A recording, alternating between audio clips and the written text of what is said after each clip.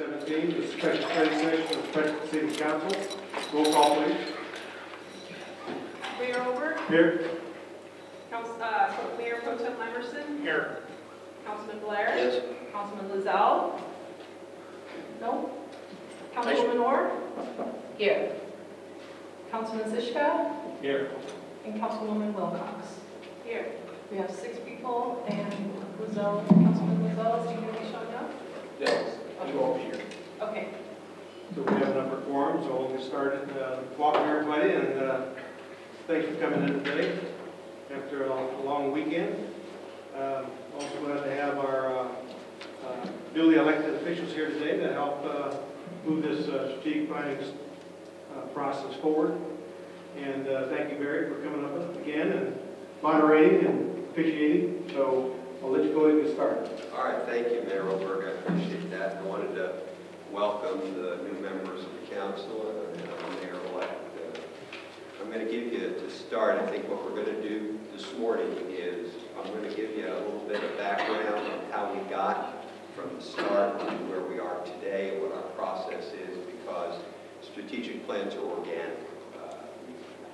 It's not something you stop with. It's something that you constantly revising, constantly reviewing. I think as we go through our 4 goals, you'll see how that works out. What we started with was in the summer of 2016, we began the strategic planning process. We had, I think, 3 meetings to develop it, where we were developing our goals, objectives, strategies, and tactics. And let me talk for a minute about the methodology that we used. It's a standard strategic planning methodology where we establish goals. And the goals are where you see yourself wanting to be. Here's what we aspire to, so to speak. And the objectives are the measurable ways that you are going to get to those goals. Those 2 things, goals and objectives, tend to be policy-oriented. That's the responsibility of the council.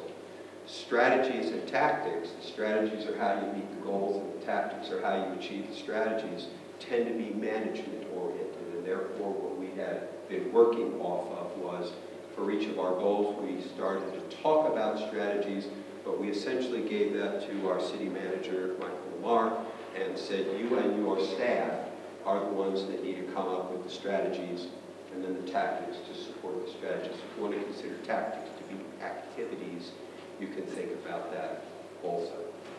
So we developed those, and just as kind of an overview, we came up with 4 goals. And the goals are included in this strategic plan document that you have before you. One of the things that I think that Mayor Oberg was talking about is now the staff has to go back and talk about establishing certain checkpoints, so to speak, so that they can then have staff evaluations to see have we succeeded in meeting the goals and objectives by implementing the appropriate strategies and tactics. So that's basically the plan that we use to get from point A to point B. There was input from all of the members of the council. There was input and conversations from Manager Lamar's office, and I know our City Attorney John Palladini and I have talked about some things. And I also want to thank Tyler, because he's kind of been the scribe that has been following these things and watching them as they have gone forward. Some of these things can only be accomplished legislatively. Some of these things can be accomplished specifically by actions of the city itself. And some of them are managerial things that really are not within the purview of policy-making changes. Mayor Oberg, did you want to add anything? We were talking earlier today in terms of where we are, and then we'll start talking about some of the specifics. No, I think a couple things. As I explained to you earlier, the council has asked that the people that they rate would take a look at the goals that we have for our strategic planning session and take a look at the strategies and try and make those goals into performance reports for this coming year. And I think the other thing I would like to say is that seems that when we've done this in the past, we've always gone goal 1, goal 2, goal 3, goal 4. And we spend so much time on goal 1 and 2, and we really don't do a good job because we're getting close to the time of getting out of here at 3 and 4. So we might want to try and go back, starting with 4 and move back up to 1 this time to make sure we give those latter 2 goals appropriate attention. Okay, yeah, and as I was talking to you about, and as I mentioned to our mayor-elect, that the goal number 1 is kind of on a little bit of autopilot right now. We didn't necessarily solve the problem, but there were changes made by vote of the public that enabled us to better address it. So we probably don't need to spend time on that one, because you're right, that's the one that's pretty well dominated, because that's dominated financially. So what I'd like to do is, if you would go to goal number 4, which is on page 4 of your document. And the goal that was established, it's been a pretty consistent one, is to promote an accountable organizational culture of excellent, superior, solutions-driven service. And what we established was, there were 2 objectives under that, and one of them was objective number 1, measurably. And again, and I can't stress this enough, part of the success of a strategic plan is being able to measure the success of our achieving our objectives. So measurably promote excellent service delivery based on trustworthy, timely problem solving, engaging, valuable, accessible, actionable, fair, consistent, common sense service as permitted by existing resources and by effective use of those resources. So I would kind of throw it to those members who are returning or who are retiring and ask if you've got any comments about how we kind of came up with that. Well, we go ahead and start. Please. Again, I think when I became mayor, I had a lot of people come up and say, it seems like the city has a policy of no. And some people said, well, I think they do that because they just can do it. I think we have to have a service culture of yes. How do we get to yes? Yes, we've got codes, we got ordinances, things of that nature. I know a recent situation where a person was putting in a commercial facility. They had to, in a very old building, they had to make it appropriate for the handicap. Of course, one of the things was to ensure that there was handholds in the bathroom for the people that are in wheelchairs. And of course, being in an old building where the toilet was going to be was too far from the wall where you could actually have a handhold, attached to the wall. So they had to build in a pipe arrangement. And as I understand it, with old buildings, there was an opportunity for us to say, because it is a historic building and we can accommodate the fact that, we can make some changes to the ADA based on the fact that it's an old building. But we just said, no, we're not going to do that. You're going to have to tear out all the floor joists and move the toilet over, or you have to put in this jury rig affair. So again, it just seems to be sometimes when there was an opportunity for us to do things in trying to get the yes, it was more, no, we're going to do it this way. This is the way it is. You just follow this, and that's all there is to it. There was no flexibility. And I think that's one of the things that I'm concerned about when it comes to service-oriented culture is that how do we ensure that we're doing common sense things? Comments? Other comments? Councilman Wilcox? Well, I think that culture of enforcement and following the technical requirements comes from a fear of being sued. And so the employee needs to have confidence in our legal defense department there, that they can exercise discretion where discretion is allowed under the codes so that they can be solution-oriented instead of just saying no. Other comments? Vice Mayor, yes. Yeah. It's not Vice Mayor, but thanks. Appreciate the promotion. I'm sorry, Mayor Pro Tem. Thanks. I'll make a comment in relationship to something positive that accomplished over the last 2 years, more so than the past 12 years previous to that I've been on this council.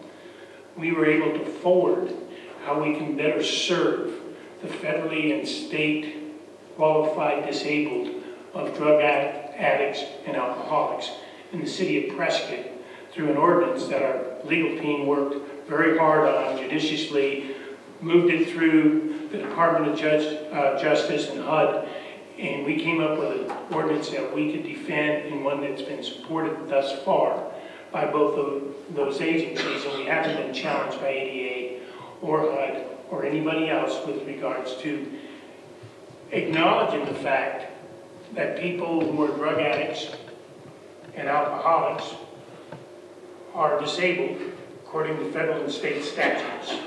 And if you're going to treat the disabled of that caliber in the state and in the city of Prescott, there's certain standards in which you must meet.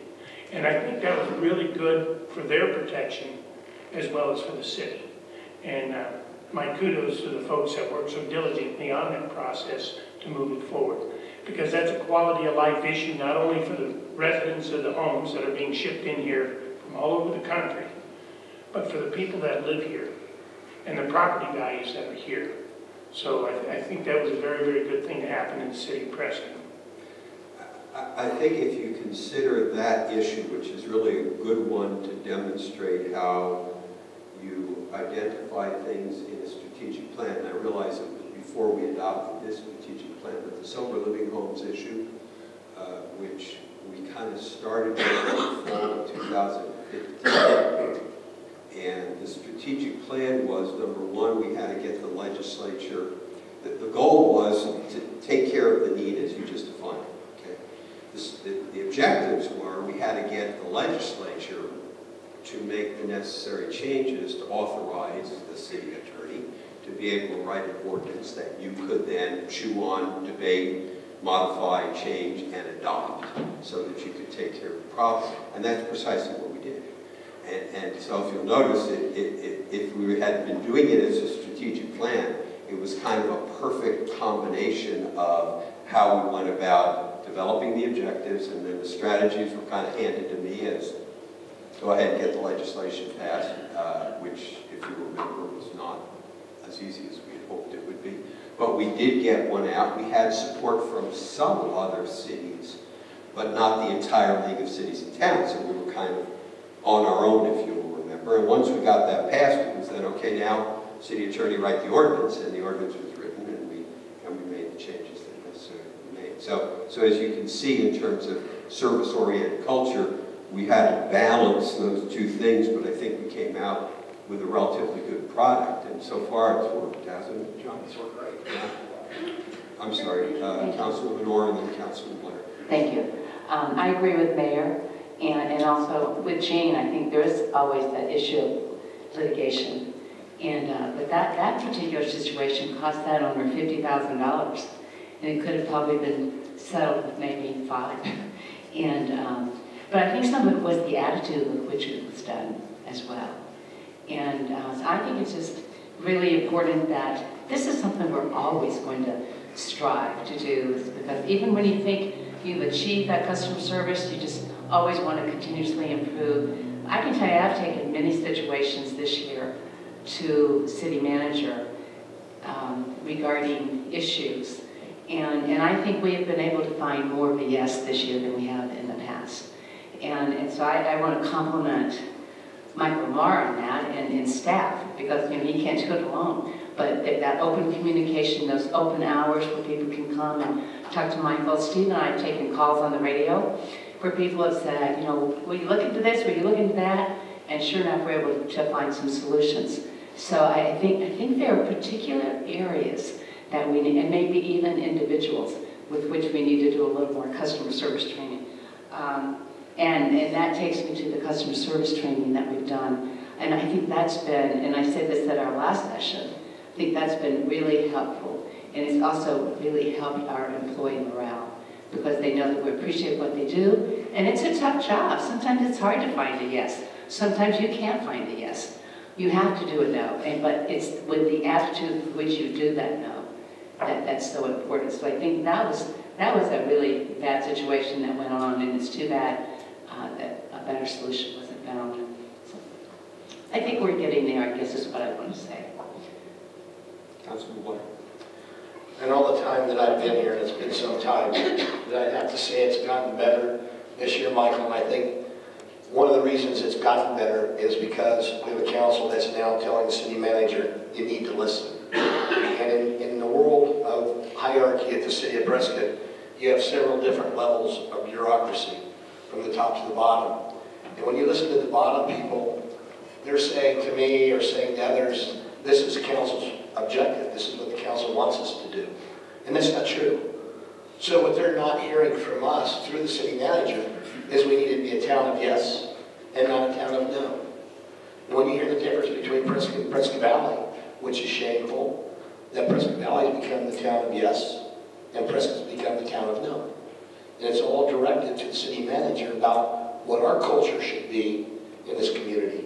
Going back to what you said about a commercial building, it shouldn't be how bad I can bust your chops.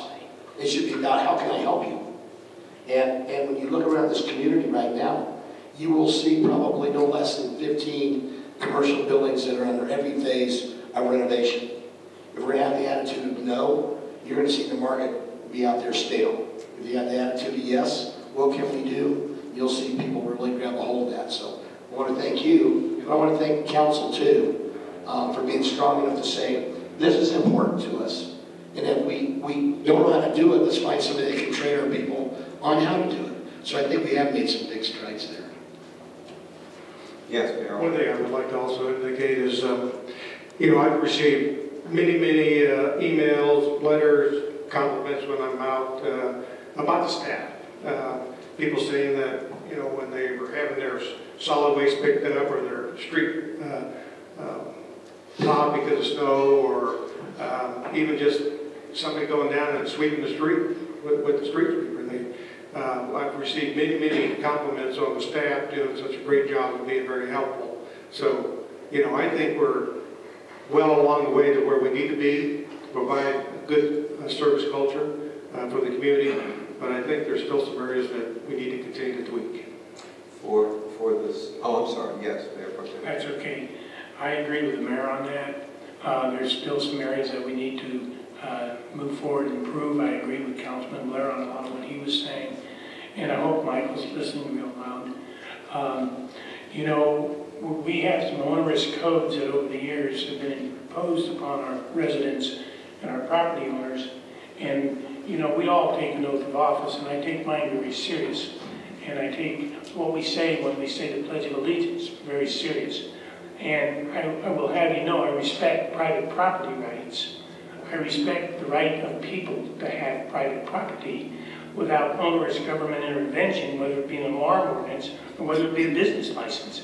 And there are things that need to be reviewed by the council with regards to, you want to talk about consumer friendly, let's just charge everybody for permission to collect tax on behalf of the city, the state, the federal government, and the county government. I find some of that onerous, especially when it reaches right down here at a level of closest to the people, and that's your city council. Okay? So sometimes we get a little bit onerous in our approach to money grabs, so to speak, to try and promote, bureaucracy, create money for jobs, or whatever the case would be, for more bureaucracy. And from some of that stuff, I think if we're going to be consumer-oriented, if we're going to be service-oriented, we need to review the basic services first, whether it be the roads, whether it be the trash, whether it be police, whether it be fire, whether it be water, whether it be sewer. Those basic services are things that this council has been committed to over the years I've been on the council. How do we perform those better? And one of the things that irritates the tar out of me is when somebody chooses to alarm their business and then we force them to register. That's no different than charging somebody for permission to drive a car to Prescott too. I mean, it's private property, okay? You're already taxed to death to do it. Why does the city choose to do that? Now, if somebody takes their car and commits a criminal act with their car, or commits an unbearing burden on the police department with their dog, fine them for that, but you don't charge them for permission to own a dog, no more than you should charge them for permission to own a car, no more than you should charge them for permission of protecting their business, their life, their employees with an alarm. That's private property. How disrespectful to this community to do that. I think if we, thank you, I think if we kind of synthesize through the last 3 comments that were made right after Councilman Zishka makes a comment. You know, it says I here... apologize, I didn't see your hand. That's all right. No, it hasn't been up very long. Okay. It says here, measurably promote. Who's measuring? Is it the public? Is it Michael Lamar? Is it department heads? I'd like to more closely define who does the measuring and how that's happening. Part of the, if I can just address that, then I'd like to go back to what the 3 council people here have said. Part of that is establishing, and that's part of the strategies, what measurements are we going to use? And I think the answer to the question you said, is it going to be this, or this, is yes, it's all of the above. There have to be measurement tools in a municipal strategic plan that's going to get the input of the citizens. Probably that's the most important one. The departments, the manager, and then the council itself. Sure. Similar Council? I'm sorry. No, that's okay. Similar to other things we do, there are ways to quantify our performance in terms of customer satisfaction. There are also ways to look at workforce efficiencies in terms of responsiveness. You can, establish a measure that every phone call gets returned within a certain period of time. That you may strive for 90% customer satisfaction with interactions with local government. Those types of measures are something that I'm trying to implement through our budget process, but also just to show others how we're doing and how we compare with other jurisdictions. And I think over the next year, what we could do as a staff is bring you customer service measures that aren't measurable, and hope we can strive to be excellent in terms of the way we go about our business. I guess where I was going with that is that the customer has a different expectation of customer service than, let's say, I'm a retailer, and a lot of times I'll have my employees say, this is what customer service is, and the customer has a totally different viewpoint of what customer service is and what they expect. So I just don't want it to be one-sided. I want to make sure that we take into account what the end user wants.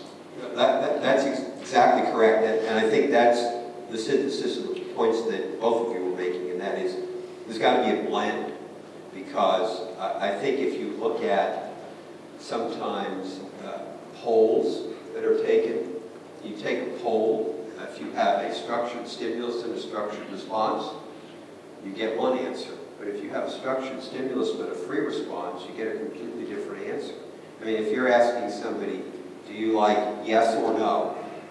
Well, you forced them to polarize themselves. Well, I prefer yes. My granddaughter was with me the last 4 days. She prefers yes. Okay? No is not really in her lexicon. But if you say to her, what do you prefer?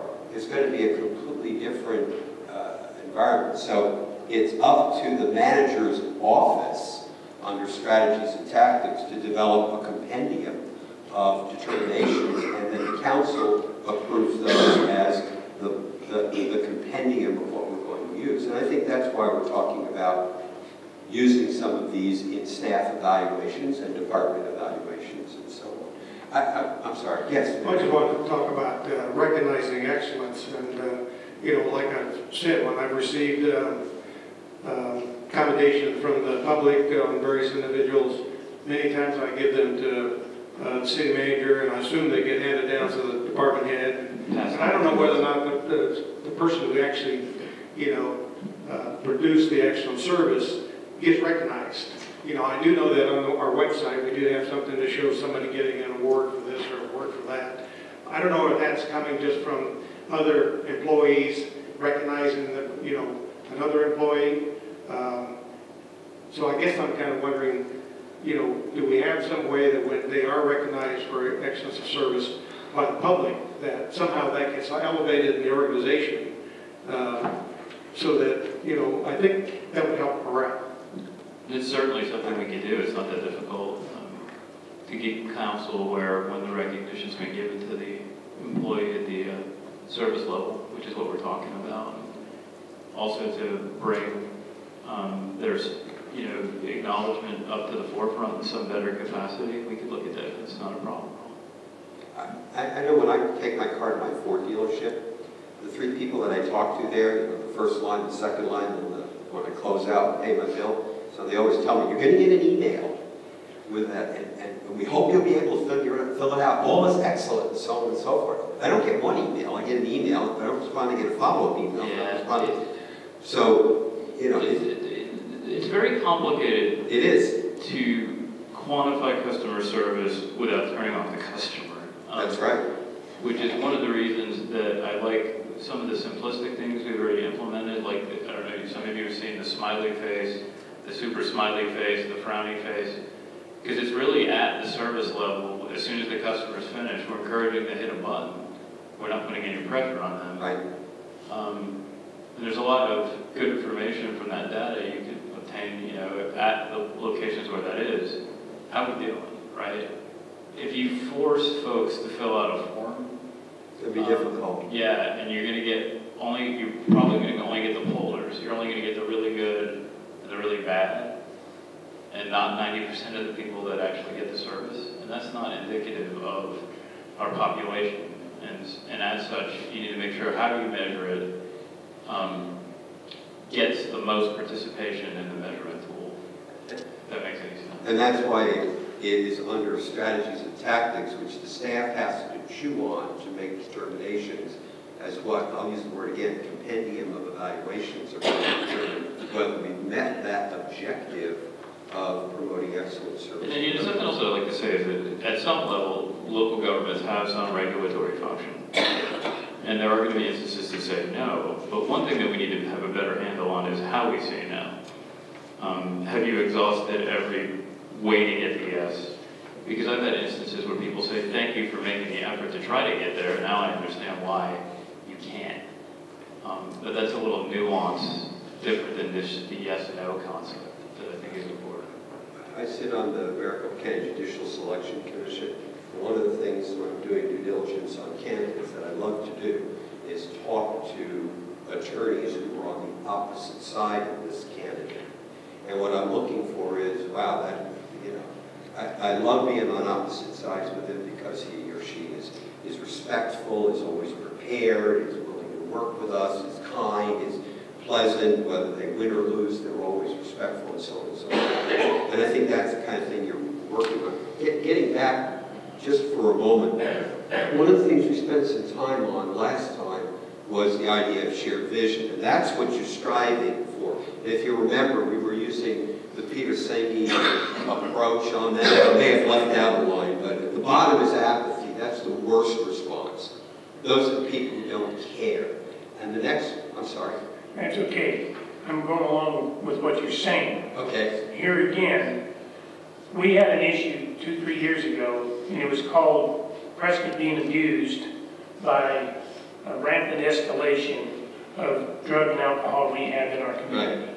We found a good solution, okay? Right. Or at least a better solution than what we had. Going along with that, we were presented by our police department, public safety, an issue that had to do with alarms. That was taking a lot of their time, taking people off the streets to help protect this community. We had over 2,300 false, unauthorized, whatever you want to call it. What we came up with doesn't work. Hasn't worked. Hasn't reduced anything. What are we going to do? Just sharing that with you. You were talking about positive solutions. We came up with one. We have another that didn't.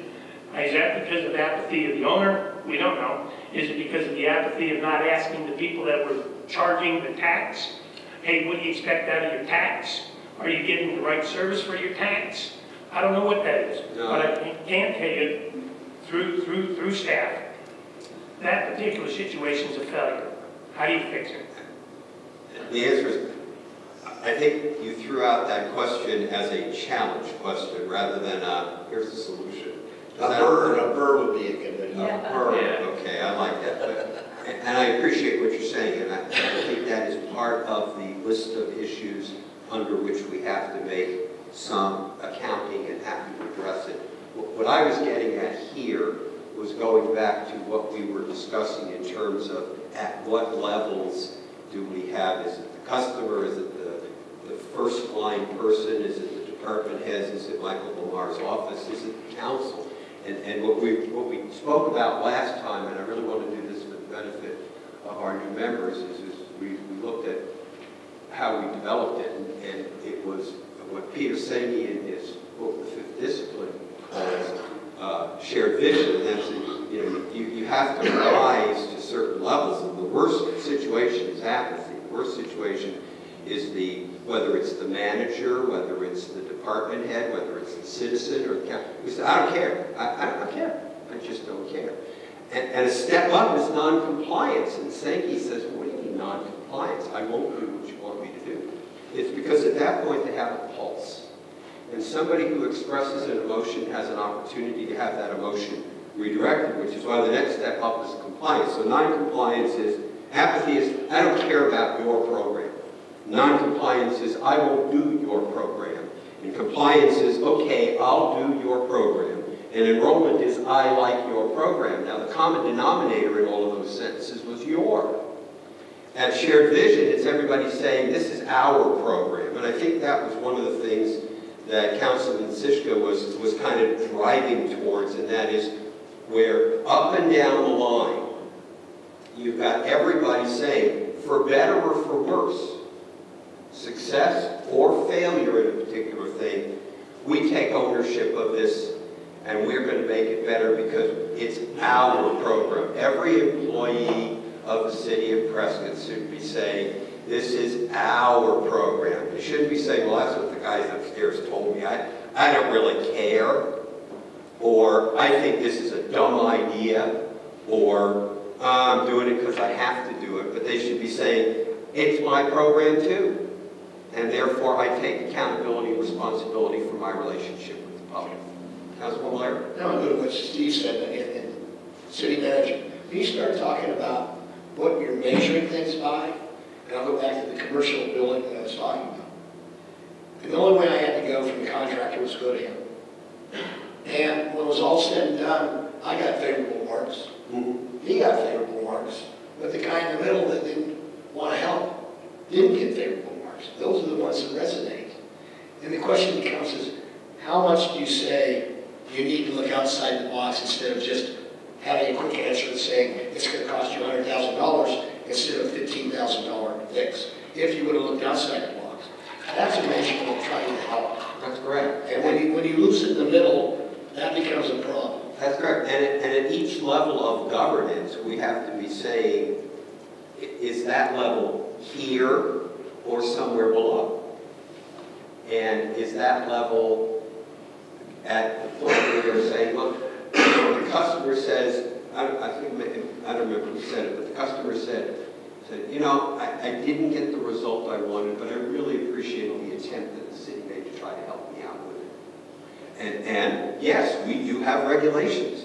The law embodies the city with certain responsibilities in order to preserve public health and safety, life, liberty, and property, and so on. And we have to make qualitative decisions on when to apply that. Then you get to the how we did apply it, and if we can all say, hey, it's ours, we're going to try to go the extra mile for you, but the final result, here is why we cannot do that, and we hope you understand. If the customer says, okay, thanks for going the extra mile, but I get it. I understand why it is. I understand what it is, and it's not just saying, it's because the city attorney said so, or the manager said so, or the council said so. Here again, Barry, the ultimate consumer has the biggest measuring stick. At one time, we were given a potential number of over 10,000 businesses in the city of Prescott. We implemented a policy. And that policy was we were going to tax them for permission to do business in Prescott. But what we didn't do was do it universally. Now what you have is approximately 3,300, if my numbers are right, registered people that have voluntarily subscribed to the so-called let's all sing Kumbaya together. And then you've got somewhere in the vicinity of 6,700 saying, we're not going to do anything about it. So where's the shared vision in a community that's not very big? I mean, it's not like the Phoenix. We're not a big community. Where this is our policy, that if you're going to do business in the city of Prescott, you're going to participate in a license program, regardless of the excuse we come up with, you know, whether it be for public health or safety, or we need to know who's where, or whatever the case is. You've got a failure. If indeed the truth is you got over 10,000, why do we only have 3,000 plus voluntarily subscribed? So I'm just saying that's a broken policy. What do we do in the strategic plan to readdress the policy to try and get a better result than a failure? And that's part of the strategies and tactics that have to come up to the council. That's where Michael and his staff have to be able to say, we recognize that we have not achieved what we would like. My preference, personal preference, if you'll excuse me, I don't like to call it a failure.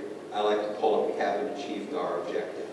And the objective would have been 10,000 people. You know, what's our ultimate shared vision as Americans? Rule of law. Okay, I think that's the ultimate shared vision, is we supposedly all believe in the rule of law.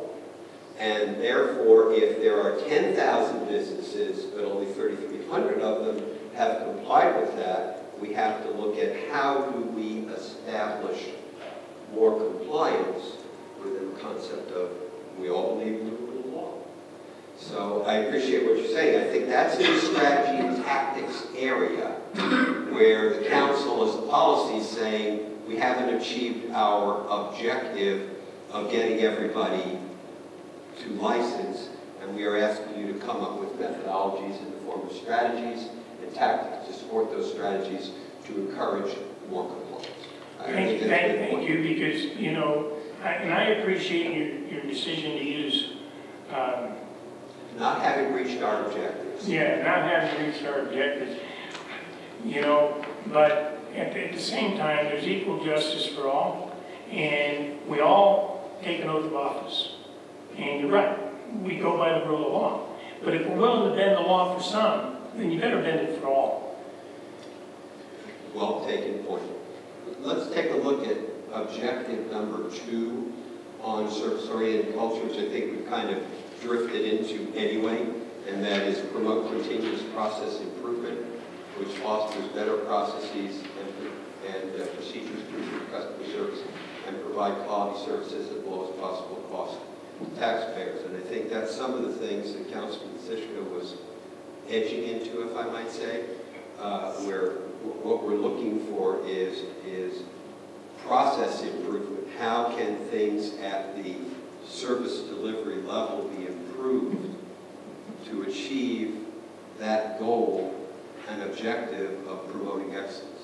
Councilman? On that line of thinking, you know, I'm wondering at times whether staff says, okay, we're going to propose this situation because we think we need it. Do they look, are they required to look at what the consequences of that might be, rather than just seeing what's on the surface? Would a measurably appropriate customer service situation be, what are we not seeing? What could possibly happen that is going to treat the citizens of Prescott unjustly? Or, you know, I know that there have been a lot of times when we've had to go back and look at ordinances and say, okay, did we get it right, or did we get part of it wrong? You know, could that happen at the staff level before it got to council? I think, if I can, that happened last week. Everything you're talking about is again the measuring stick. When I had a contractor call complaining about how long it was taking him to get a permit for a fence. He says it's already been 4 weeks. Well, the full story wasn't unveiled there, so I go to the building department, and he's wanting to put a 6-foot fence on a retaining wall. That was on the other property owner's property. So when you start hearing about how do you measure a gripe from your constituents, there's always one or two sides to that story. So that's where it becomes very difficult to measure supporting your staff or whether you're supporting your customer, which is in the community. And often not, that person that would call me up complaining will never come back and say, I heard. He just wants to have a gripe.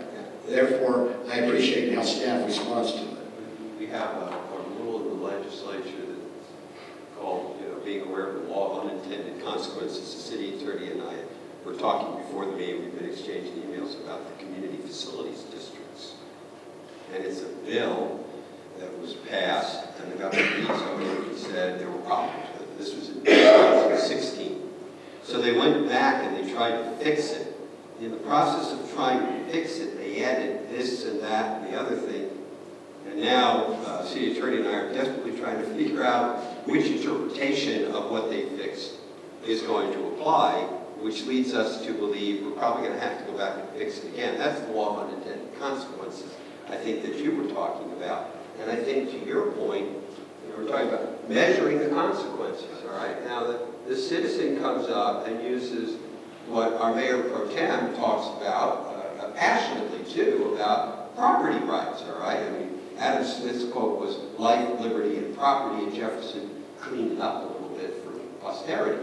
And I think what happened is, in your example, okay, he had his property rights to build a fence, but not to impede upon his neighbor's property rights by putting something above that, and that's where you have the unintended consequence. Well, I'm using my property, but I did something that's going to impede upon the property rights of somebody else. Whose responsibility of that is to check that? The city. And that's where the shared vision thing gets even more difficult to achieve. And by the way, that next morning he was at staff apologizing to him after I called and busted his chops, because that was my job. That's right. And if he's going to continue to do work in this community, he's got to be honest with himself before he complains to me. Because I can't keep running to Michael Lamar for everything, because before long then Michael Lamar's going to say, oh, they have a complaint. And I mean, that's not righteous either. That's not your job. No, and that's very, very true. Here again, shared vision, this morning in the dark, in a neighborhood, older neighborhood in Prescott, one of those dilapidated neighborhoods that nobody wants to live in, by some people's comments. However, every house is occupied. There are no for sale signs. They have a 12-foot street, no curbs and gutters, no sidewalks, got little picket fences. It's a happy community. That's the kind of community that Prescott evolved into over years.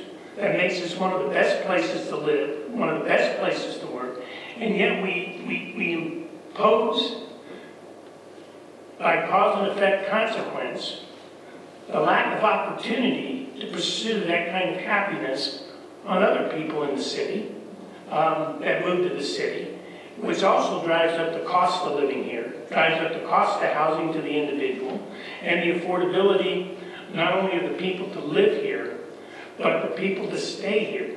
So, and sometimes I think some of what we come up with unified building codes, because it was good in Ethiopia or Finland or something like this, we're going to adopt it and try and impose it on the people of Prescott.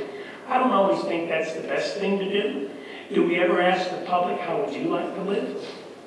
You know, evidently, the public that moves here is happy with Prescott because they move here. And that brings us back to the two consistent points we've been hearing all morning. Number one is, how do we establish, and it's part of, promote continuous process improvement for evaluation? How do we evaluate customer service? How do we evaluate departmental service? How do we evaluate the manager's service or the council's service, for that matter, at number one? And how do we achieve within that context the shared vision that is part of the strategies that we are trying to apply in reaching our objectives and thus reaching our goals?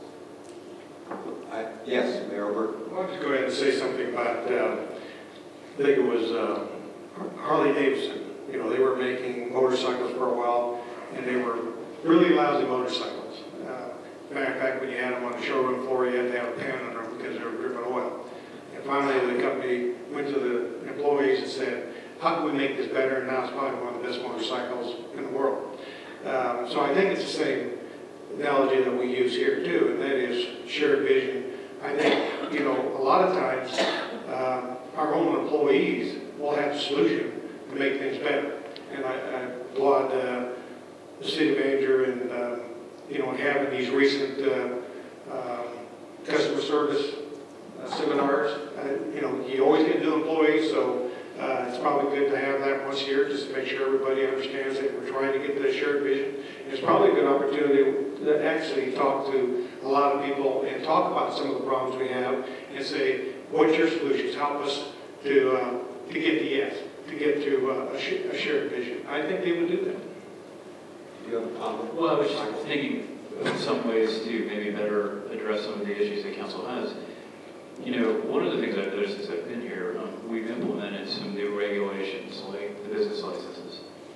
And maybe we waited too long to bring to council's attention some of the stumbling blocks, if you will, about the implementation.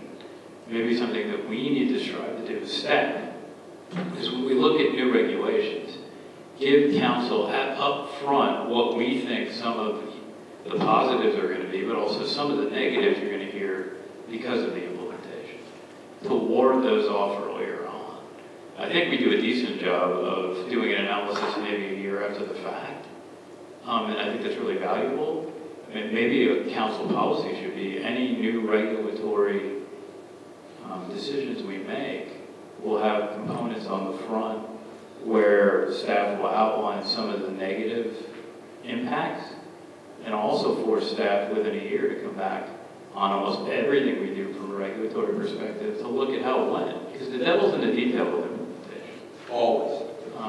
And there's a lot of things you don't know going in, but we can start quantifying the things we think we know going in. One thing I know is what's on this card. And that's what everybody should strive for, whether it's council or not, where it says, acting with integrity, taking pride in excellent results, having personal commitment, loyalty, high level of productivity, working as a team, being nice, solving problems. That covers what an employee or a council person should be in the city of Prescott. And that's what everybody should strive for. What's on the back of the card? So whenever employees have trouble with themselves, just tell them, read the back of your card. That's who we are. Yeah, that's the city mission statement. And I think Dave makes a good point too about the alarm ordinance. It hasn't worked. We have a responsibility as council, as staff, to bring it back to you and say, what we're doing is not accomplishing what we thought it should. What do you want to do about this? Well, I think Mayor Pro Tem brings us some good ideas on if there are onerous codes out there. I mean, maybe it's not even something that's new, Michael. Maybe it's something that was 20 years ago that was put in, and it really isn't necessary. I don't know how you go through there and clean all of that out, but maybe that's something that we need to strive to do, is to make sure what we are requiring of people to do is something that's really necessary. In the early 70s, the state of Florida pioneered what we now call the sunset process. Right. And what that says is that now they applied it to agencies, and I know some states and political subdivisions are now applying it to actual regulations where regardless of what you pass, there is a time limit on that. And at the end of that time limit, in most cases in the legislature now, they're doing it for 8 years, used to be 10. The reason they did it for 8 is because 8 is the maximum amount of time that you can serve in one house under term limits. That actually hasn't really worked very well, but what they said was, all right, every 8 years, okay, what do? They do an evaluation. The Auditor General actually does a study of the agency and comes back and reports to the committee of reference and says, here are the things that they've done right, here are the things they've done wrong, and here are the changes that we recommend. And the agency has to respond back before the legislature will continue their service. Now, that's the kind of thing, I'm just using that as an example because I think your comment is well taken. That's the kind of thing that can be done.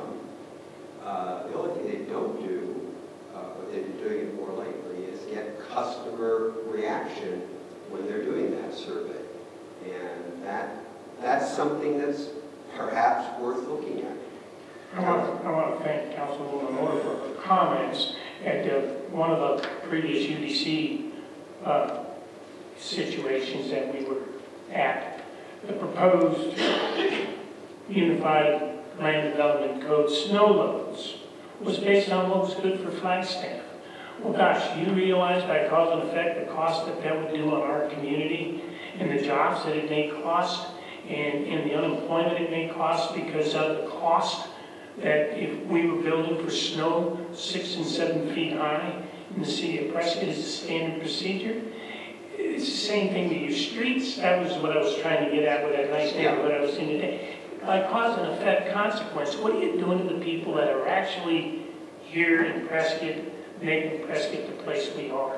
When you come up with some of this stuff, and you're right, we need to go back through those codes and get rid of some of what's there. Instead of coming up with new ones, get rid of some of the ones we got, or modify them in a manner that they don't work. Last comment on number 4, because now we've spent all our time on number 4, which is good. This is good. Yes, Councilman Simpson. Yeah, a couple of years ago, I went to a hospital conference, and something was said really struck me. A guy making the presentation said, I want you, there was probably 40, maybe 45 hospital administrators in the room. He said, I want you to tell me, can you raise your hand and tell me what your mission statement is? And not one, well, one guy said, I can tell you what my mission is. Okay, what's your mission? Our mission is your help. Not some lofty, high in the sky, 10,000-foot mission statement, but our mission is your help. And I think that it starts with that. I think that it starts with our mission is yes, or some iteration of that, versus what's on the back of that card that Steve read. Because I doubt if most people in the administration of our city could say exactly what our mission is. Do you remember when we had our first meeting on that, and we were talking about mission statements and why we weren't going to do a mission statement? And I don't know if you remember, but I was sitting in a subway in England, and there was a billboard up there that said, Ben and Jerry's mission statement said, let's make some nice ice cream. And I think to your point, but there are precepts in what Councilman Blair read off, and that's the blending process. If you want to put it in one word, is it governance? I don't know. I'm not sure I feel comfortable with that. Let me share one more comment before we get off of service-oriented culture. How many of you remember W. Edwards Deming? Public Quality Management. And I mean, that was the rage. But I went to one of those PQM seminars, and I remember him saying that, he said the difference between the United States and Japan, if you remember, he was sent into Japan after the war, and he was one of the people who really helped to revitalize their economy. And he said, you know, the way that Americans look at how something works is they take it apart. Well, if Americans want to see how a car works, we take it apart completely and put it back together. When Japanese want to see how a car works, they put it on the road and watch it. And therein lies the two different ways. Neither one is right, neither one is wrong. But therein lies the two ways that we can establish different methodologies in which to determine whether we are truly achieving our service-oriented culture. And with that, we're out. Let's go to page 3. quality of life. Mayor, do you want to take a 5-minute? I know we're trying to get out of here by 11:50. Yeah, we got an hour. Let's take 5 minutes. Start meandering back toward the front. And we're going to talk about quality of life. And the goal that council established is that quality of life, a clean and safe city that provides superior essential services and enhances opportunities that allow for retention and attraction of people who want to live, learn, work, and play in Prescott.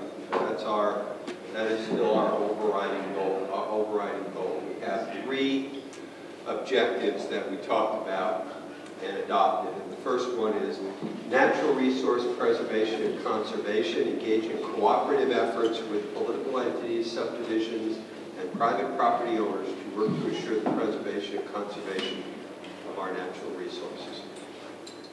Now, we talked about, with regard to that, we talked about some strategies that we wanted the staff to look into and consider as part of the way that they would help the council achieve those objectives. And those strategies were acquisition under planned public ownership.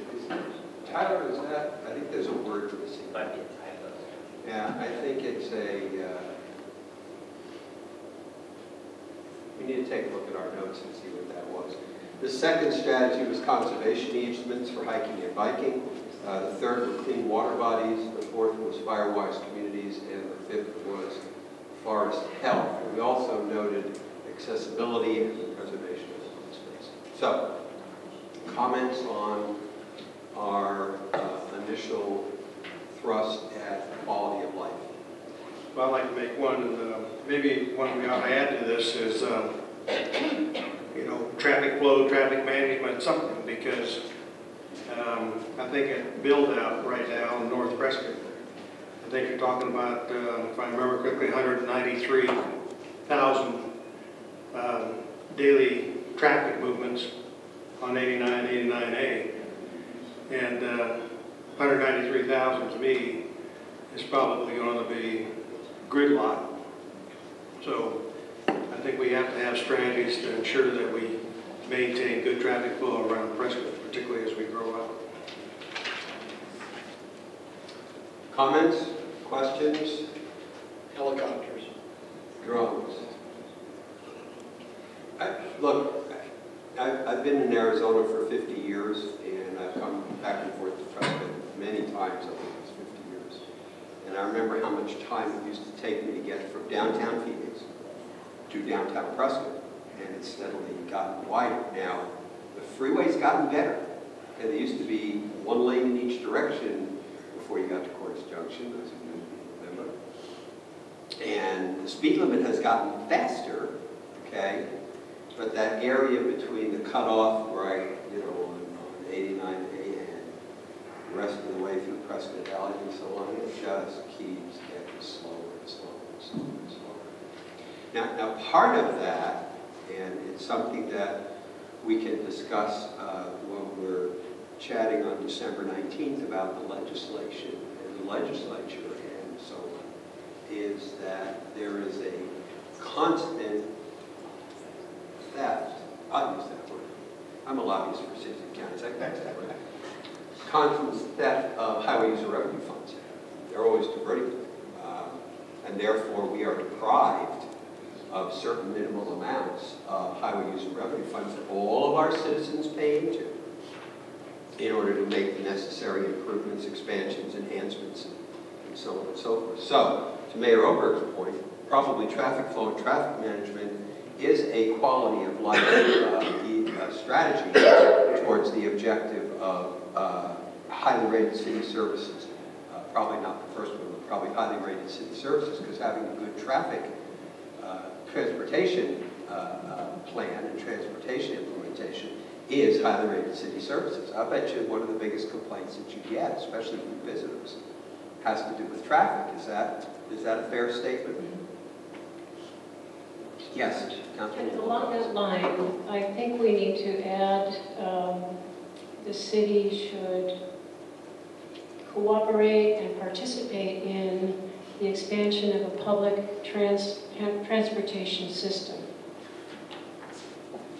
a bus system, or something like that, so we can get some of those cars off the road. And one of our quality of life elements is attracting people to live and work in Prescott. And if we want them to live here and work here, they need to be able to get from home to work to store. And we can reduce a lot of that traffic flow with public transportation system. Comments? Yes, Mayor O'Rourke. I was at a meeting with the governor and Brad Payne and some other businessmen recently. And Brad Payne said, because the governor kept saying, you're rural, and we need to help the rural areas.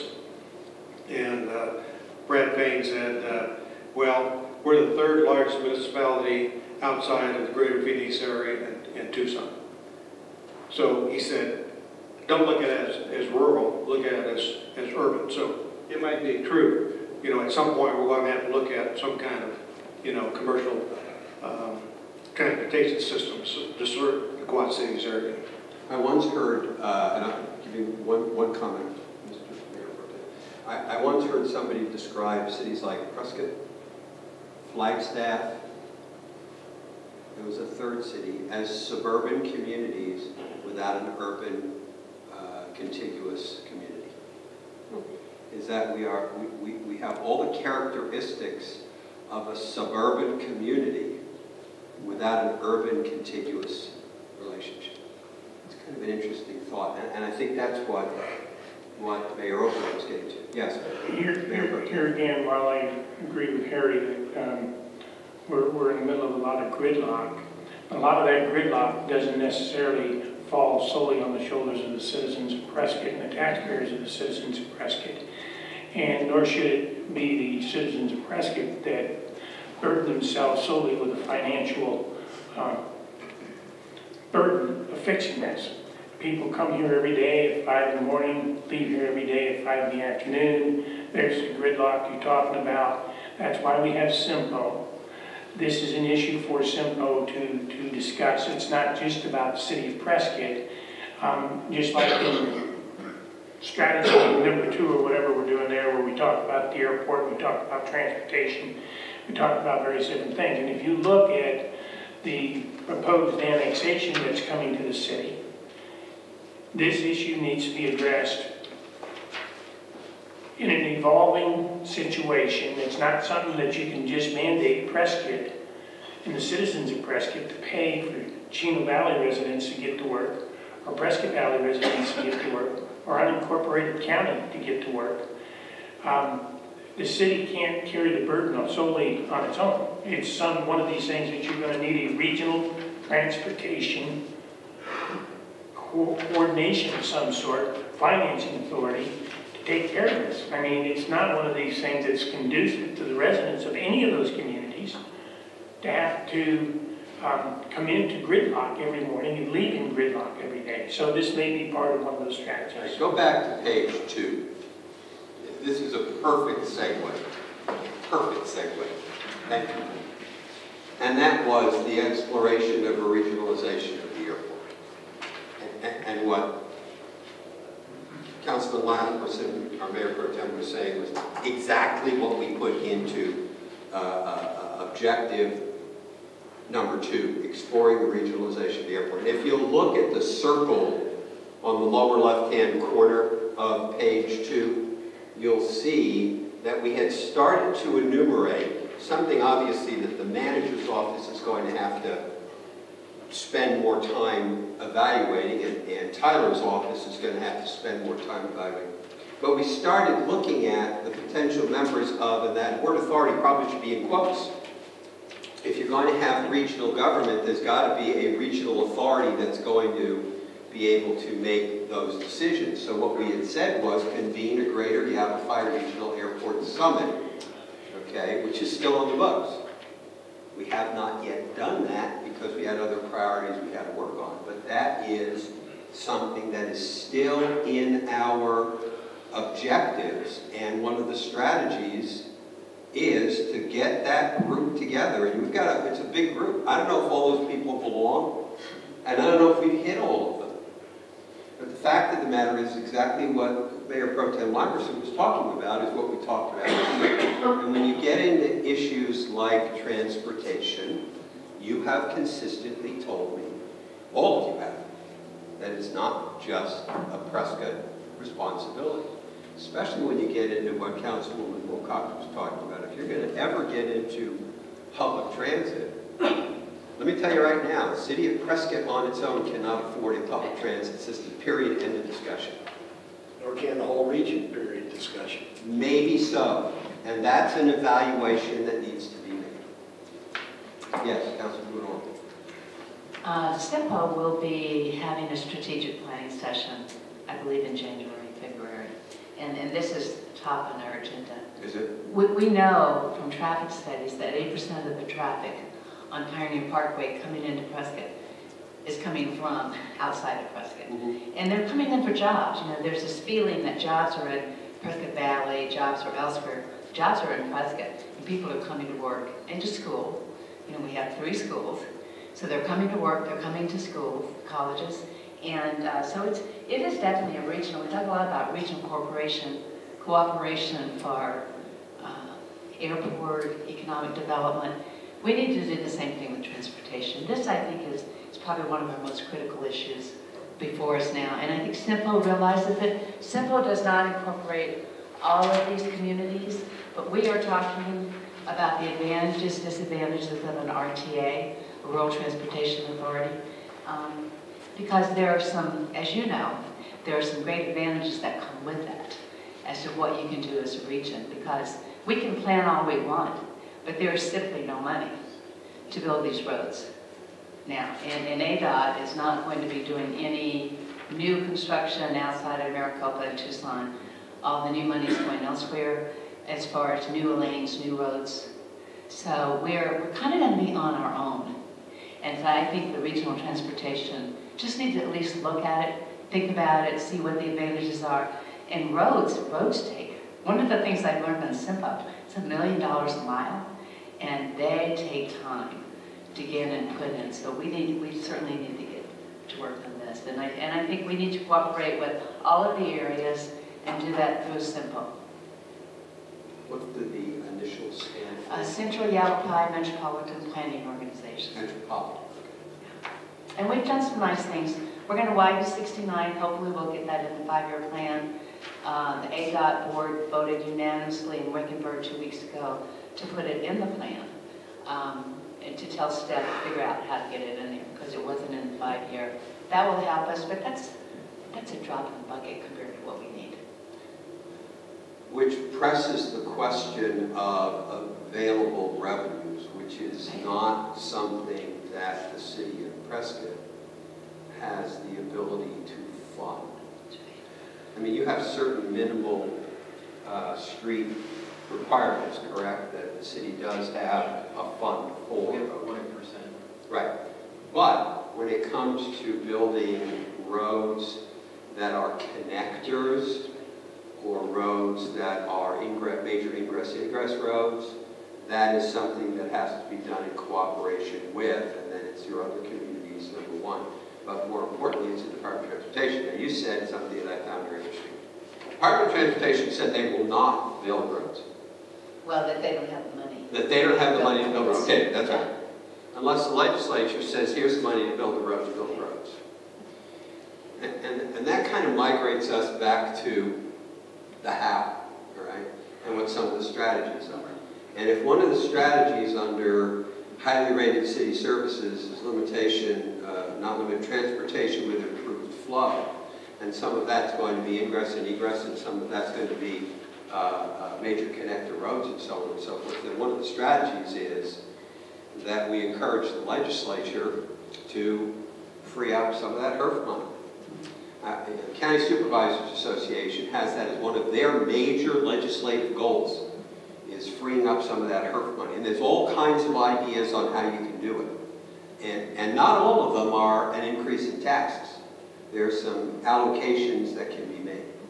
But my point is that your comment was correct, but it presses the issue of should we be more aggressive as a city in having our desires for more highway funding being freed up with our legislators? And you know, we've got the unique ability here. It's both a blessing and a curse. We only have 3 legislators that represent this city. Darren Fan, David Stringer, and Noel Kim. That's it. Now that's a blessing because they are therefore technically responsive to a community. It's a curse because they're only 1 in the Senate and 2 in the House. But when it comes down to budget time, if, again, hypothetically, if a Noel Campbell and a David Stringer say to the Speaker of the House, if you don't get some more HERF funding, we're no on the budget. Or Karen Fan says that, it only takes 1 more person in that Republican majority to say that, to stop the budget from moving forward. So my point is that you are correct in what you said, but that means we have to look for ways to free up that money, and that becomes a strategy that Michael and Tyler need to put into the instructions they give to me while I'm down there in January representing you. Yes, Councilman Lloyd. I'm looking at the previous strategy list. The fact that traffic is not included there is a glaring omission. And I think it's a more important issue than anything here. It impacts the people of the city on a daily basis. As members of the council will continue to hear this much more often than anything else on this list. It certainly requires a strategy. And on my position in the Planning and Zoning Commission and looking at this Deep Well Ranch issue, historically we've only looked at individual projects and their impact on traffic rather than a cumulative strategic plan to deal with this growing, increasing growth. And I think it's just critical that this not only be on this list, but be probably the first priority to deal with it. And you're right. To consider regional public transit is just not in the cards for decades, probably. We have to keep our priority established with this PSPRS, focus on essential services, and if and when we can consider that as almost a public luxury, we're not going to be around on multiple terms before we can even look at it as a possibility. You are 100% correct. We did not enumerate lists of strategies for objective number 2 and number 3, and that's why we're doing it now. So those 2, we can massage the actual language of that, but I think we get the gist of the direction. I might add one thing though. If the Congress and the White House were to move forward with an infrastructure program, they're talking about $1 trillion infrastructure program. I don't know if they can get it, but let's just fantasize for a moment about the fact that the federal government puts together $1 trillion infrastructure program, and all of a sudden, some of those things become a possibility, maybe not a reality, but clearly a possibility, and that's where you start to talk to your congressional delegation and say, hey, if you guys get serious about an infrastructure bill, here are some of the needs that we have. Sure. Yes? Yes, Mayor Burke, and then Councilman. What I'd like to just add, maybe as a tactic here, I noticed in the recent master plan for transportation from Deep Well, they basically indicated that the simple evaluation of traffic was inadequate. They felt the need to be considerably increased, and they also said that next step had to be a thorough traffic study to take a look at the entire North Prescott area to really gauge exactly what we're going to have in the way of traffic in that area. So to me, a tactic would be that we start this traffic evaluation study, because I think if you have that done, and if some money does come available through this infrastructure bill from the Congress, if you've already got the study done and you've already laid out exactly what you need in the way of requirements. You know, it's not shovel-ready, but at least, you know, we can start articulating that we do have an issue and we need funding, and we would have an ability to, I think, have the best chance of getting that funding. Councilman Sichka? Yeah, my question was, are we right now, is staff right now actively looking for regional cooperation opportunities in traffic studies, in whatever? You know, we haven't approached the local municipalities or the county yet about doing a regional traffic study. That's something that's come up. I think there's been more meat on the bones just with this Depot Ranch project. I think it's important. You have to realize something too, that some of our quote-unquote regional partners, they may not prioritize this as much as we do. Not to throw off on PV, but based on how they've handled 69, do you think that they've really looked at comprehensive traffic? What? I mean, I'm being realistic about it. I agree. I think that we need to get realistic about, you know, the pie in the sky that I see up here. You know, I think that we need to do an evaluation of what we can do, of what is realistic.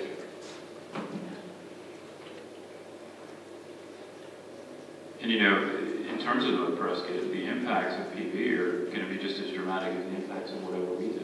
I mean, at this point, they abut us. Well, you know, in the situation with Deep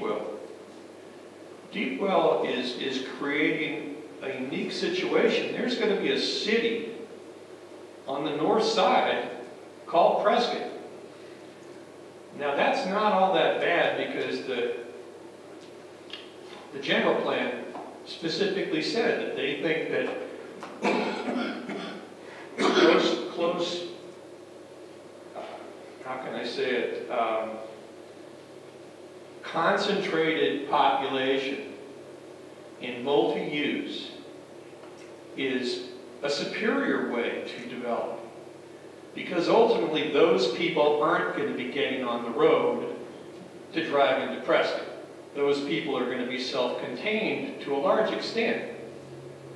And so, you know, I think that we need to look at what's realistic, what the effect of people coming in from Chino, what the effect of people, you know, coming up from Phoenix.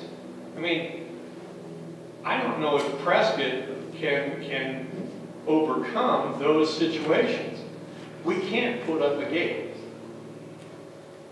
Billy? And I think we have to work regionally on this. You know, this is about Yavapai County. So Yavapai County, it's PV, it's Dewey Humboldt, it's Chino Valley, it's Prescott.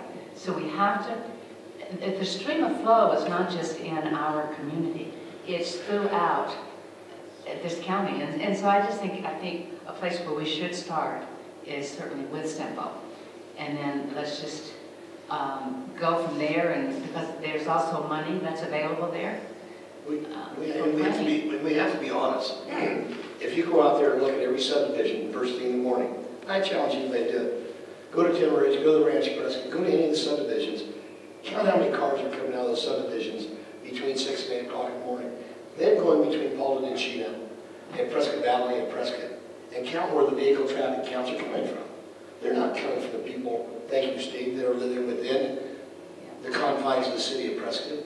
And if you look right over here at the intersection of Pioneer Parkway and Pinion Oaks and all the people that shop at that price and that subdivision that's back behind is pretty well self-contained, your traffic flows are from outside of the city of Prescott.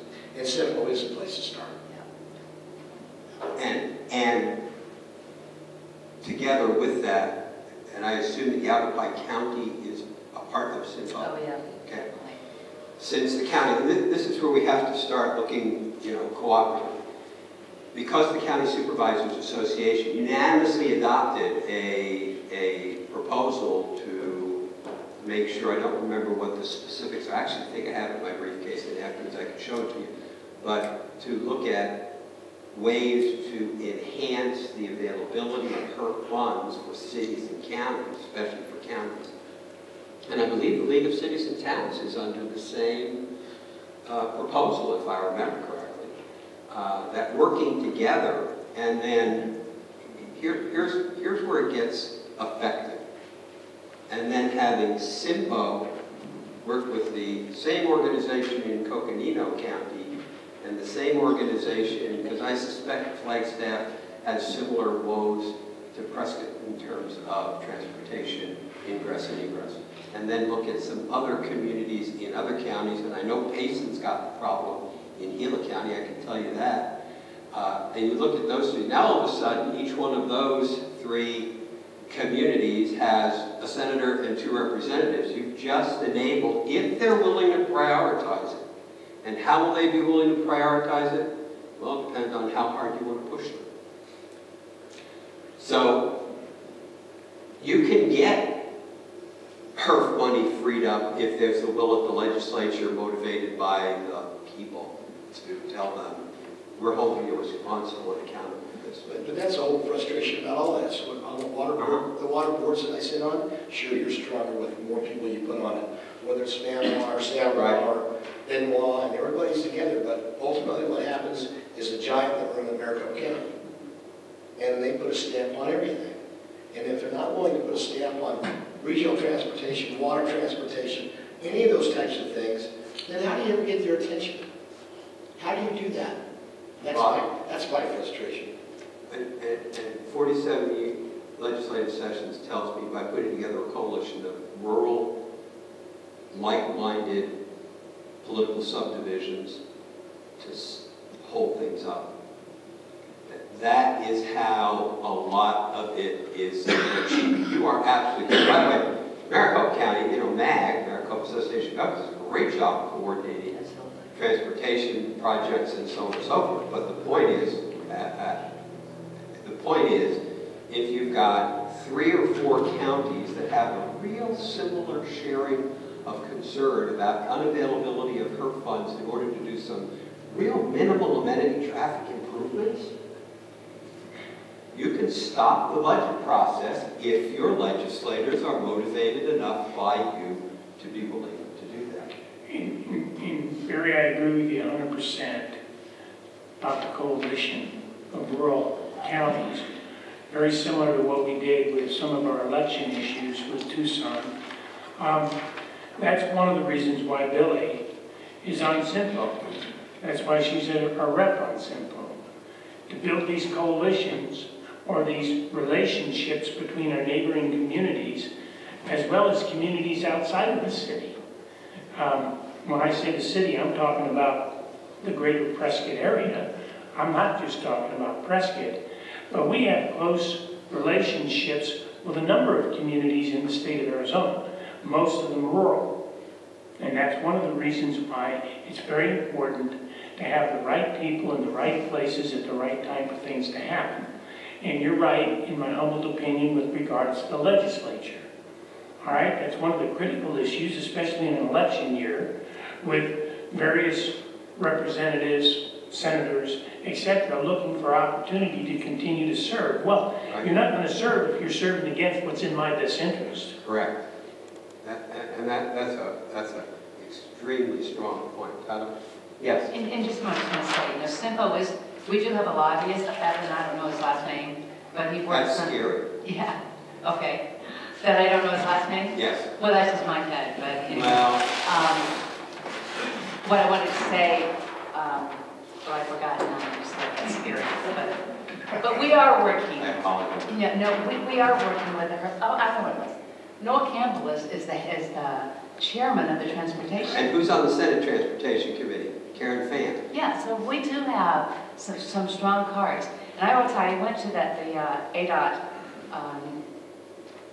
annual meeting, and he is committed to doing what he can to get more money, certainly to her funds, but even more money to the local communities. So if you're Prescott and Yavapai County, you can count on Noel Campbell, David Stringer, that's 2 house votes. Let's do it house by house. And then you go up and get Flagstaff and Coconino County to throw in with you. And you can add Brenda Barton and you can add Bob Thorpe, and that's 4 votes, okay? And then if you go to Payson and go to Gila County and you throw in, depending upon which part of Gila County, David Cook and TJ Show, okay, now you got 6 votes. 6 votes blocks a Republican budget. Now, I'm not advocating that we do things to block budgets. That's not the purpose of it. The purpose is the reverse. When those 6 go in, and let me tell you, reality, here's how it works. The speaker's going to say, what's your ask? What do you need? What do you want in the budget? Everybody wants something.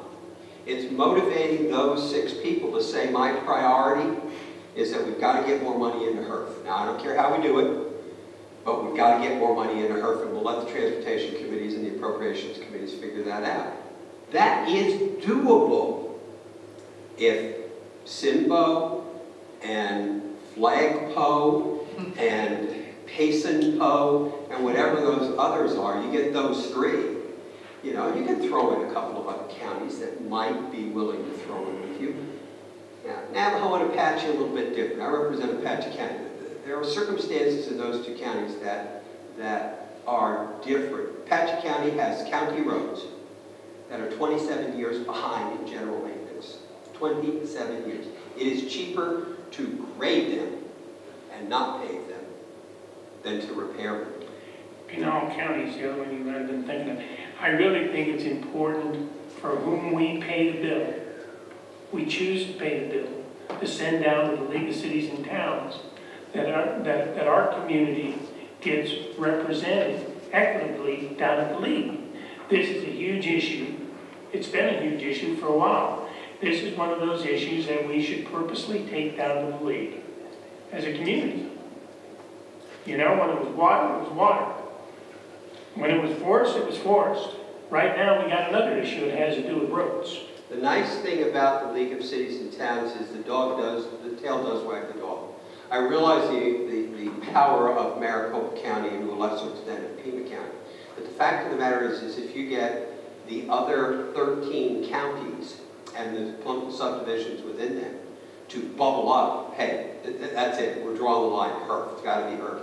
And I've heard the governor make comments about his desire to get more funding for HERF. I will tell you that trucking companies will tell you that there are certain parts of the state that they won't go through because the damage is more expensive than the time that they save. That's a damn good comment. Yes? I'm going to change the subject just a little Sure. bit. There's one more objective that I think we should add, and that comes from the Mayor's Ad Hoc Leadership Advisory Group recommendations from only a year ago. And it's under the category of expanding the city's housing mix. One of the recommendations they made is that the city research and develop a community land trust as a conduit to providing new housing for new workforce entrants and emerging families. Because we have a housing affordability gap here in Prescott. And affordable housing has been a tough issue that we haven't been able to... Can you suggest a one-sentence objective that we might use from that? I would say explore using a community land trust to provide affordable housing. Okay. Subsidized housing. But not by the government. This is a community land trust is something different. I've asked for a work session on this topic within the last year, but we haven't gotten around to it. So I'm going to give this to Michael because he wasn't here when this was presented. Or just got here. Okay, let's have some conversation. Let me read it, because I was not trained in penmanship. It's explore the use of community land trust to create affordable housing. Private sector has tried to do that for the last 20 years. A land trust? And providing, Nick Maloof and his group, and providing those opportunities, and it never pencils out. It becomes subsidized. I don't care how you look at it. It's kind of like transportation. It becomes subsidized. If we're willing to do that as a community, then that's the change. But this community hasn't been willing to do that. Nor do I think it's a great expense of public money. The market bears the brunt They get people's butts in buses. You know how hard that is for a Western culture? I mean, when I went to the National League of Cities, I went to 2 forums on transportation. That'll be the first thing they tell you. From the bus drivers to the owners, try to fill the bus up. Well, we were just talking about transportation and all the traffic that comes in from outside the community. Why do they have to live outside the community and then come to work in Prescott? It's a choice they make. Because the housing is less expensive in Chino Valley and in Prescott Valley. We need more options here in the city of Prescott so people aren't driving 20 miles to get to a job. How do you make that happen, Gene? How do you make That's that? why we need to explore creating a community land trust. It is subsidized, but it's not subsidized by tax dollars. There are different ways to make money flow into it. It is a subsidy to the consumer, the renter, but not out of your pocket. Let's do this. Let's put this as a proposal. I think the next time we probably want to review the strategic plan will probably be in the spring, say April or May, and to see what happened in the legislature, and if there been any advances and so on, and see if we've got a new community facilities district law that doesn't make any sense. And put this on the list of, Tyler, maybe we can put on the list of proposed, because we have a transition right now. And I don't want to take 3 new members of the council today who are going to take office tomorrow, correct? And without their consent. And I think it needs some, I just think it needs some more conversation. I don't disagree with it, but I just want to make sure that we're not putting something in that's going to saddle the new council with something that they may not have had consent to. Just the thought. I would agree with what you're saying. I think that what I heard Gene said was the word rent. I think when people talk about affordable housing, they're talking about, can I buy it inexpensively? Not can I rent it inexpensively, but can I buy it inexpensively? And, so we need to define terms here. And, do we need more rental opportunities in Prescott? I'm not sure. There's 1,000 units on the books right now. And my feeling is that the market's going to take care of rents, because ultimately, as things, it's a supply and demand situation. As there are more rentals available, their rates are going to naturally come down. Otherwise, their rooms or their units are not going to be populated. Drive down Central Avenue in Phoenix anytime, and you'll see all of the new rental properties that have gone up. And I live in that neighborhood, and it's remarkable to me that there is that much demand right now for those many units. The other problem that it's created is traffic flow. So these are connected issues, but I think your point is well taken.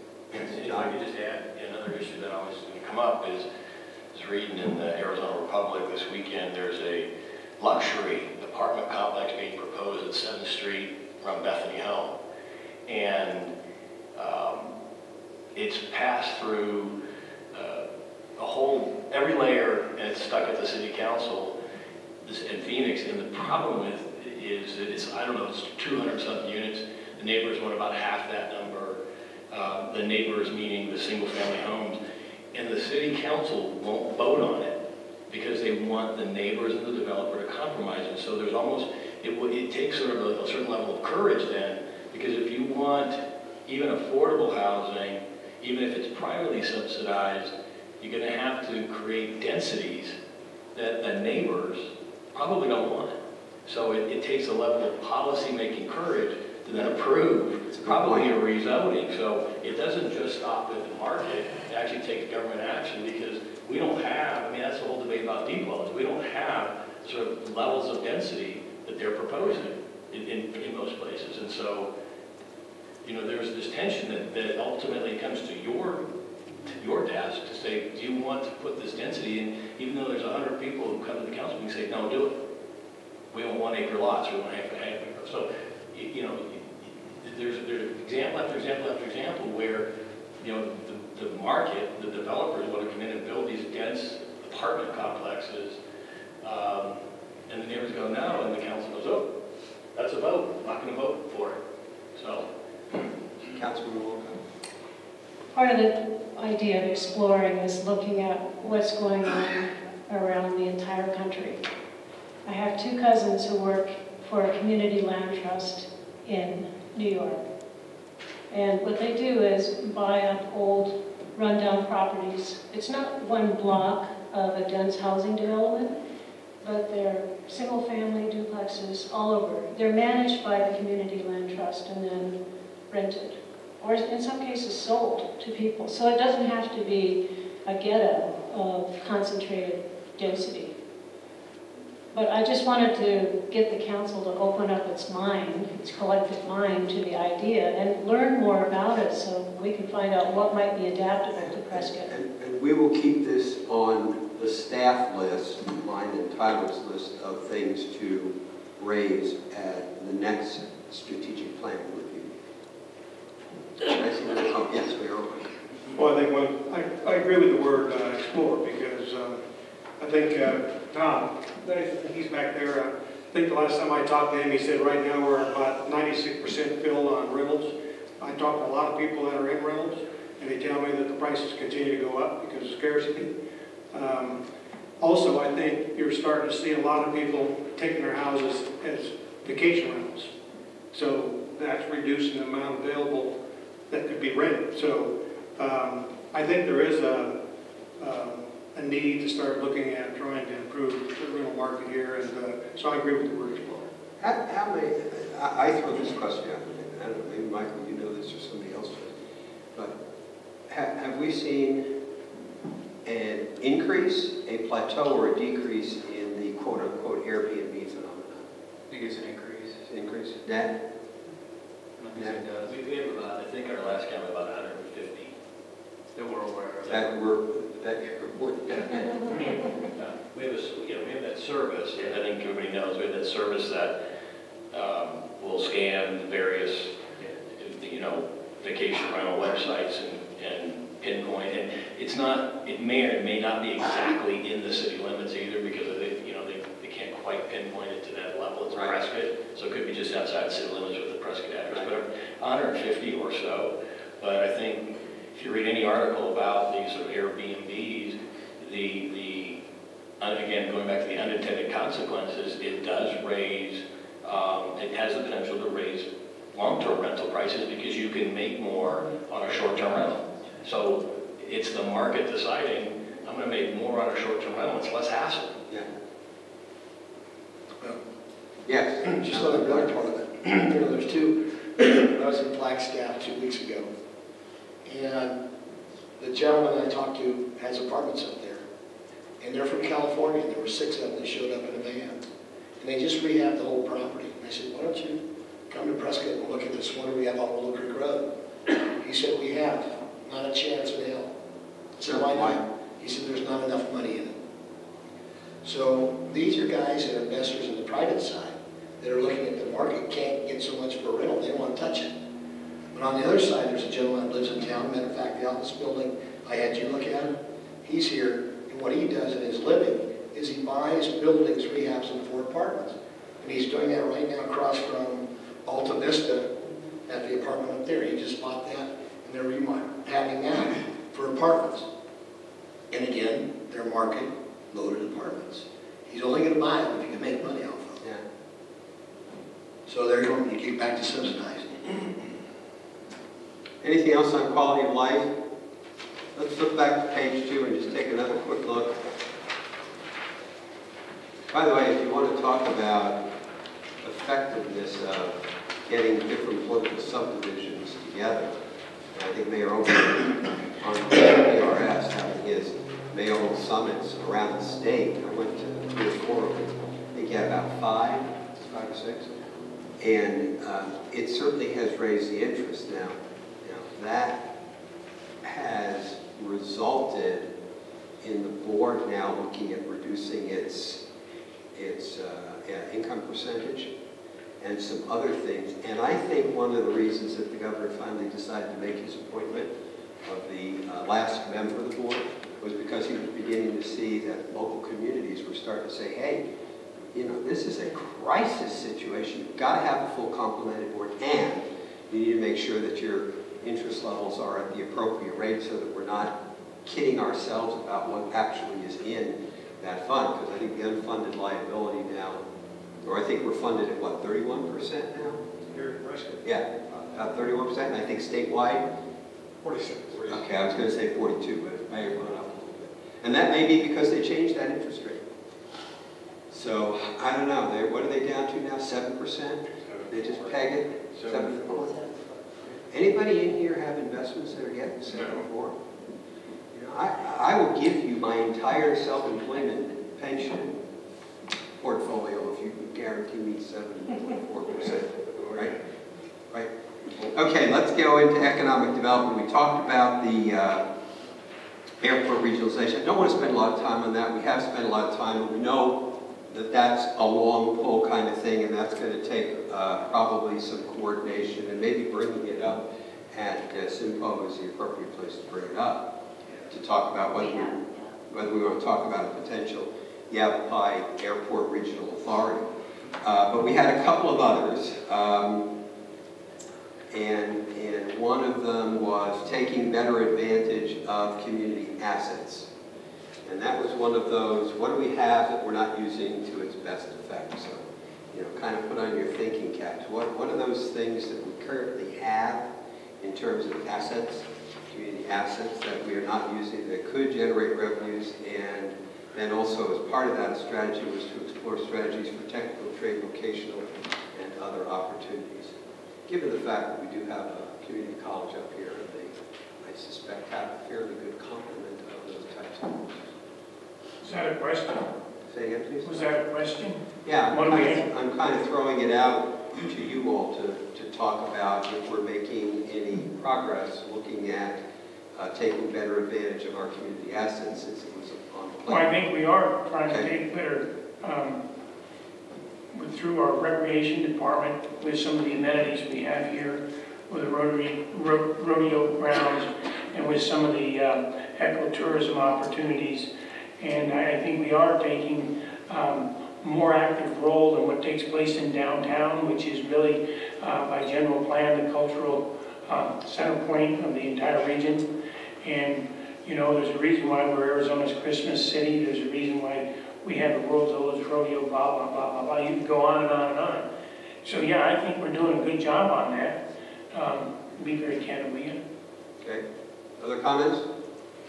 Mayor Albert? I think under maybe one strategy or tactic is to get an incubation and innovation center here. Right now we're working with APS. Their leadership has decided they're going to work with us to possibly make a building available to us at a reasonable price. And I think that would go a long ways toward, right now we got probably 4 or 5 tenants that would go in that building and start utilizing it if we had the building right now. I think we've made some real inroads with this, to be quite honest with you. And I think some of the leadership the city has shown has maybe changed the paradigm a little bit with some of the institutes of higher learning. I know that starting in January, Yavapai College is starting a cybersecurity program and a coding program. And I think both of those are, if not directly, indirectly related to the city pushing that is an area that we need to explore for economic development. And I think that the Yavapai decision makers have heard us loud and clear. We've also had 2 conferences, one on cybersecurity and one on high tech, to kind of open the eyes of CEOs in the state about Prescott as an opportunity to locate a business or a satellite. One of the things we found during those is Unfortunately, a lot of the companies in Arizona view us as a place to escape the heat in the winter. And we need to change that paradigm and show some of the high-quality individuals we got coming out of our institutes of higher learning. Because I think there's a ready labor force for things like high-tech and cybersecurity. So I think we've made some progress.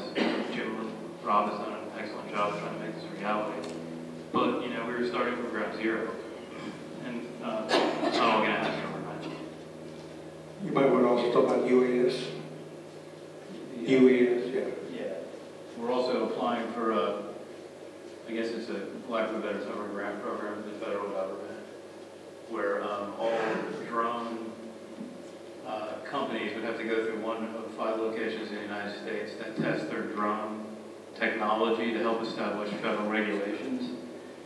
And I'm partnering with Sierra Vista to look at doing like a north-south type thing. Again, to take advantage of the fact that Embry-Riddle is generating, you know, is it 1,200 engineers are out there right now? We just need to keep some of those people here. That is a huge issue that's up and coming with drone. Yesterday, I understand there were several NFL stadiums where there were drones, and the feds are now looking into, you know, we do have a state law on where you can fly a drone. Okay, I remember when that got passed a couple of years ago. There were drones hovering over stadiums and so on, and Homeland Security and the FBI. That's a new deal. My son just got out of the Army a month ago. He's going back in as a drone underwing in the Army, so. Yeah. It's a growing industry, It really is. And we have beautiful weather, an airport, and Aeronautic University. We should have a lot more drone activity. And great airspace. Yes.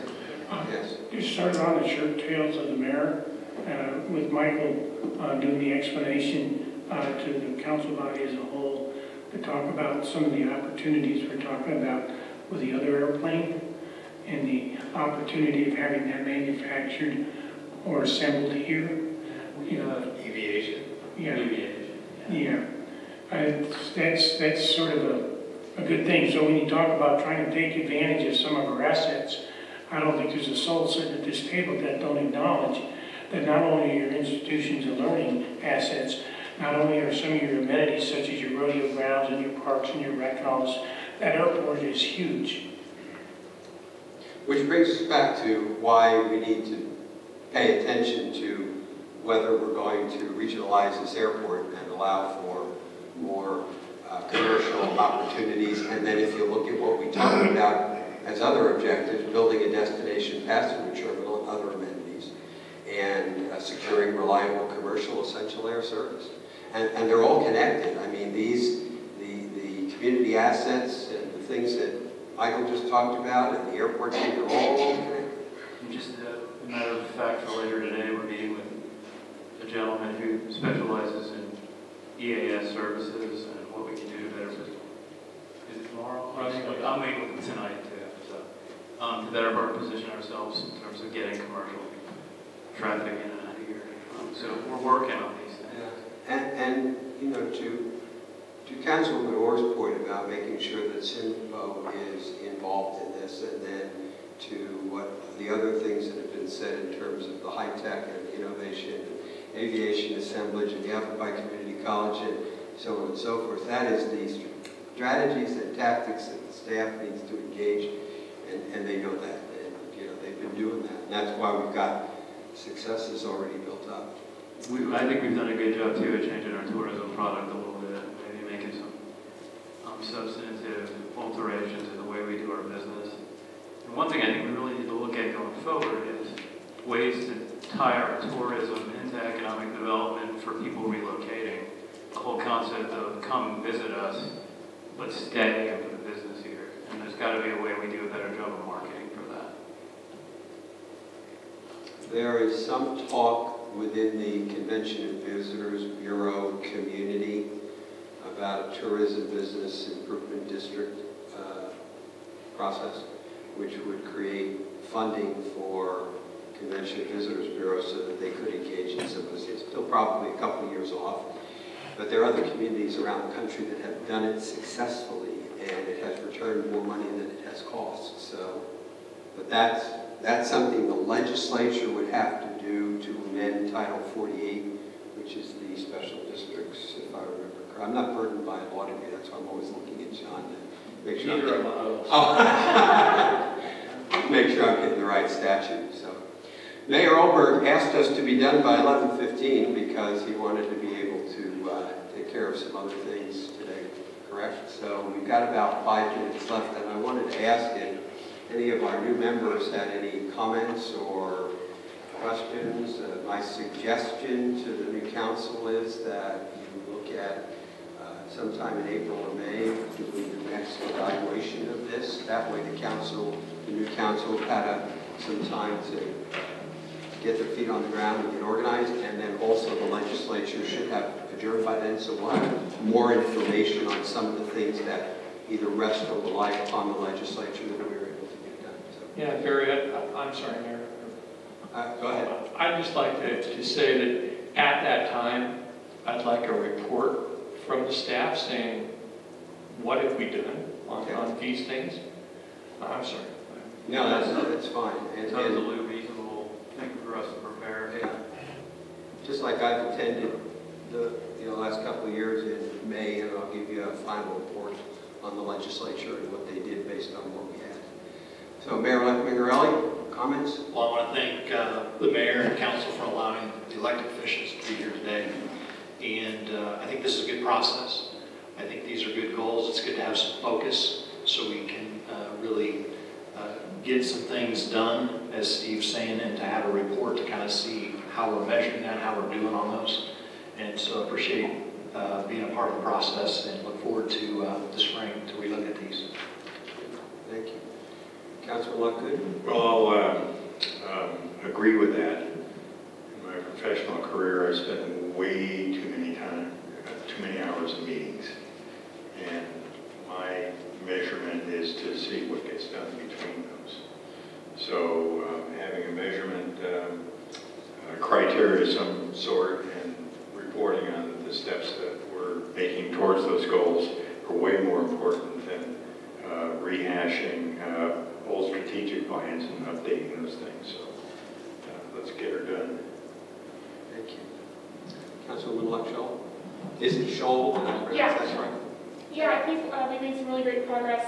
I like that we can see where we have strengthened and then also capitalize on our strengths and work on our weaknesses as a city government. So I think coming back together in April or May will be really good, and I've enjoyed my time today, and thank you for having me. All right, any final comments, Mayor? Well, I just want to thank you for facilitating this, and I think we're making progress. I think we're focusing more than we have in the past, and I just hope we keep this going, and I'm quite certain that we've, in the time that I've been mayor, we've got some things started, and the new mayor-elect has indicated he would like to keep a lot of that stuff going, and so I think this process is going to help that. Thank you. Thank you. And Mayor Oberg and Councilman Wilcox, thank you for your confidence in me. We appreciate, my staff appreciate the opportunity to do this, and we sure enjoy doing it, and we're making progress, I think. And we look forward to seeing you on the 19th. Mayor Mingarelli will be bringing up somebody from Arizona Department of Water Resources to talk about the governor's water process. And we will also be talking about what we expect the legislature to be doing that's going to have an impact on us. And I believe that we're going to see if we can get Senator Fan and Representatives Campbell and Stringer to be here also to give their views on it. That would be the appropriate time to do so. So if there's nothing further, Mayor Oberg, if you'd like to adjourn. Any other business for the good of the order? Well, I guess I just want to say, I apologize, but goal number 1 was huge, and we achieved it, and I just want to thank the citizens of Prescott again that we were able to stabilize that general fund. You know, when we first put that down there, it was a goal way, way out of love. I couldn't even see it, but we did it, and the citizens of Prescott did it, and I just want to express my appreciation for that. Anything else? I have one comment. And for somebody who was selected for another 4 years, the strategic plan is the council. And I guarantee you for 4 more years working with Michael and the council, that would be my focus because we get nothing done without a drive or a focus. So thank you. My pleasure. Okay. Well, thank you, everybody, and I'll meet you for lunch. And this meeting is adjourned. Thank you.